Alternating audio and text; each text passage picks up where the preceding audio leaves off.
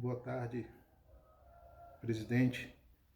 Meu nome é Agostinho, eu sou pastor da Primeira Igreja Batista em Riachão das Neves, aqui na Bahia. E, presidente, por conhecer o seu senso de justiça, que é bastante grande, e por já ter visto que o Senhor agiu com justiça em diversos setores, né? Aqui, por exemplo, a questão dos radares de trânsito, na questão da carteira de estudante.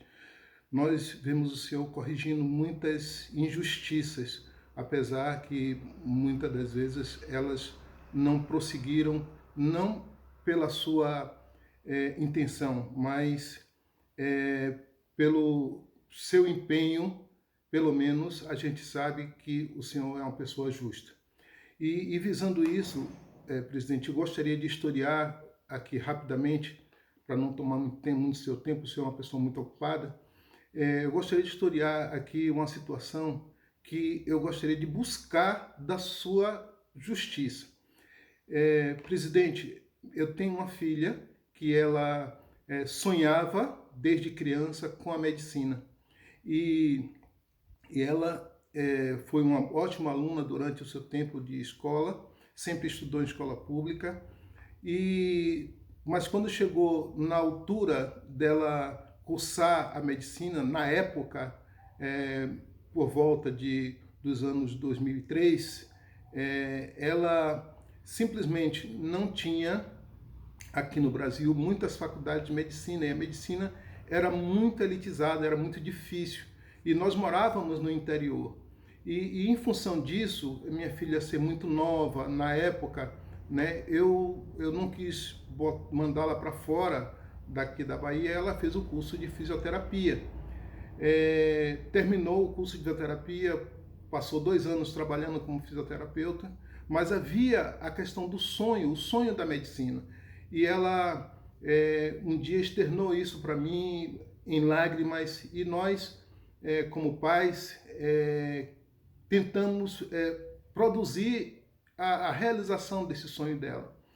Na época, 2009, ano 2009, nós buscamos aqui no Brasil uma faculdade para ela fazer medicina, e as faculdades governamentais, né, das universidades federais, eram disputadíssimas. Como ela já tinha muitos anos que tinha feito o curso de fisioterapia, ela já tinha 22 anos, era difícil ela poder passar, exceto que ela voltasse a estudar tudo de novo. Talvez ela conseguisse, era uma incógnita isso.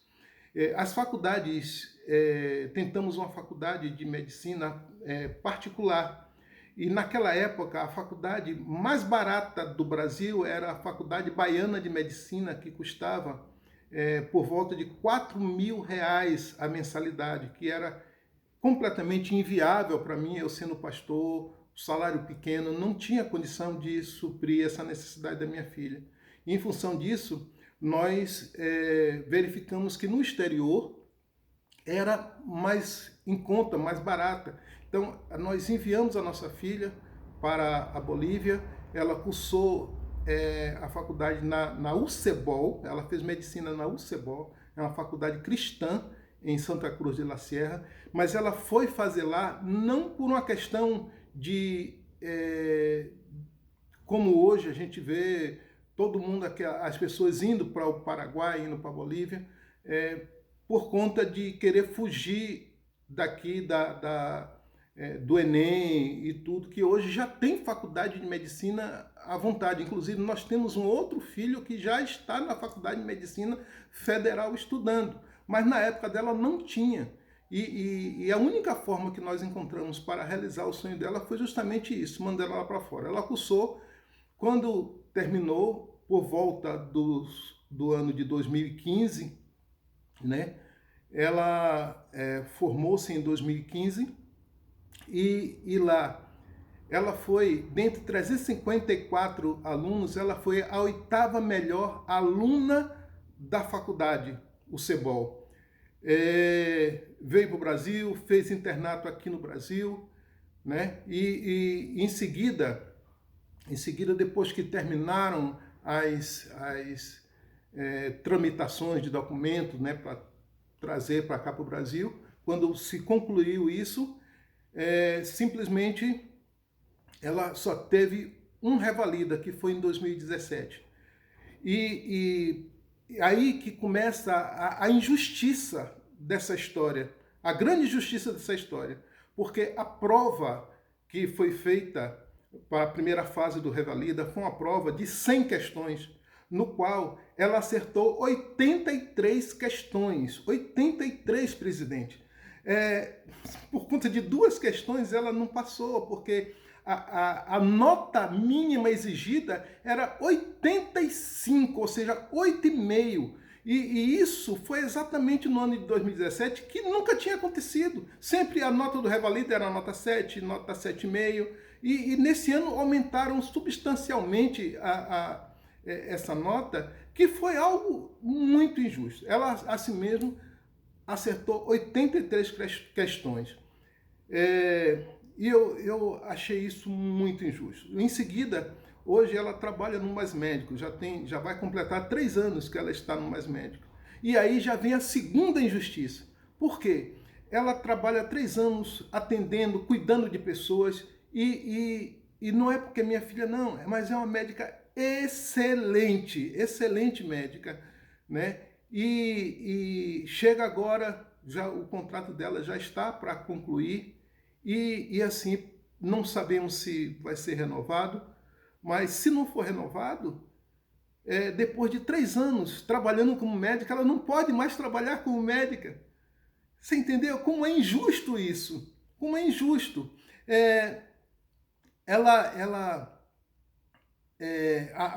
O Mais Médico corresponde a uma pós-graduação, a uma especialização. Então, é interessante isso. Ela é especialista, ela tem uma especialização produzida pelo próprio governo, né? Porque o Mais Médico, as pessoas que trabalham no Mais Médico são bolsistas, né? Produzidas pelo governo, pós-graduada, mas a graduação dela não aceita. O senhor entende, presidente, o paradoxo da situação? Né? A pós-graduação é feita e aceita, mas a graduação não é? Então, senhor presidente, a minha solicitação está no seguinte, que o senhor, junto com o senhor ministro, o ministro Mandetta, com todo respeito, eu peço que os senhores olhem para essas pessoas que foram para fora do Brasil em função de não haver condição aqui no Brasil delas fazerem medicina na época. Pessoas que não tinham condição de... Eu, particularmente, eu não tinha condição de pagar um cursinho caro, botar minha filha para fora da minha localidade, sustentá-la fora e pagar um cursinho. Na época, eu não tinha condição. Então, foi a única alternativa que nós tivemos. Foi que ela cursasse lá fora, na Bolívia, até porque ficou mais barato do que se eu pagasse um cursinho, botasse ela fora da minha localidade, arrumasse uma habitação para ela numa cidade grande, para ela poder estudar, né? E depois ela fazer a faculdade de medicina, mesmo que fosse do governo. Para mim, ficou mais barato mandar ela para fora. Essa foi a minha questão. Ela não fez medicina lá fora por conta de outro motivo que não seja a necessidade que nós tivemos. E eu te peço, senhor presidente, que o senhor olhe com carinho, que esse vídeo chegue até o senhor e que o senhor possa analisar aí com muito carinho, com muita atenção, o senhor possa olhar para a situação da minha filha, para a nossa situação, porque é um sonho que está aí sem conclusão, né? Sem conclusão. E isso já perdura por muitos anos. Eu me entristeço que a minha filha hoje ela é médica na Bolívia, no Uruguai, no Paraguai, no Chile, principalmente no Chile, que está recrutando médicos de fora, na Argentina, em toda a América Latina ela é médica, na América Central, nos Estados Unidos, basta uma pequena prova, ela é médica também, ela é médica na Espanha. ela é médica em alguns países da Europa, menos no seu país natal, no país que nós amamos, no nosso país, ela não consegue ser médica. É médica provisória ali no Mais Médicos, que logo esse contrato vai acabar. Não sei se ainda vai ser renovado, não sei o que é que vai acontecer pela frente, porém, isso nos causa muita tristeza e muita dor. E a gente gostaria, senhor presidente, que o senhor olhasse com carinho isso, né? Hoje, se fosse hoje, não tem justificativa para ninguém fazer medicina fora do Brasil, porque hoje tem faculdade de medicina à vontade aí. Inclusive, nós temos um outro filho que já está também estudando medicina aqui no Brasil, numa faculdade federal. Por isso é que nós apelamos pelo seu senso de justiça, na esperança que nós seremos atendidos. Muito obrigado, muito obrigado. Um grande abraço e conta sempre conosco, presidente. Um abraço. Boa tarde.